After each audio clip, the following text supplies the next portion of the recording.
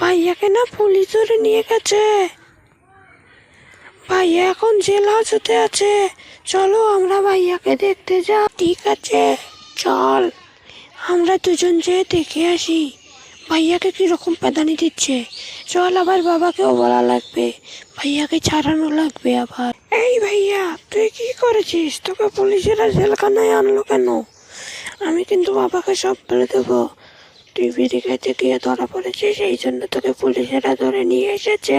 না বোন, আমি চুরি করিনি। ওরা আমাকে মিথ্যে চুরির অপবাদ দিয়ে ধরে নিয়ে এসেছে। তুই বাবাকে গিয়ে বল, ওরা ভাইয়াকে মিথ্যে চুরির অপবাদ দিয়ে নিয়ে গিয়েছে।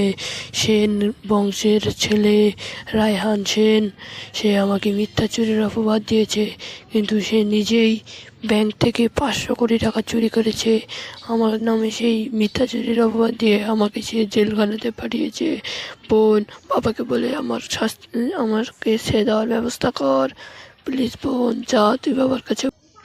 বাবা বাবা বাবা, ভাইয়াকে না সেন বংশের ছেলে রায়হান সেন মিথ্যা চুরির অপবাদ দিয়ে জেলখানাতে আটকে রেখেছে। তুমি ভাইয়াকে ছাড়ানোর ব্যবস্থা করো। কি বললি? ওই রায়হান সেনের এত বড় সাহস আমাদের খান বংশের ছেলেদের, আমাদের শাকিব খানকে ও বন্দি করে রেখেছে। ওকে তো আমি ছাড়বো না। দাঁড়া, এক্ষুনি আমি ওকে দেখে নিচ্ছি।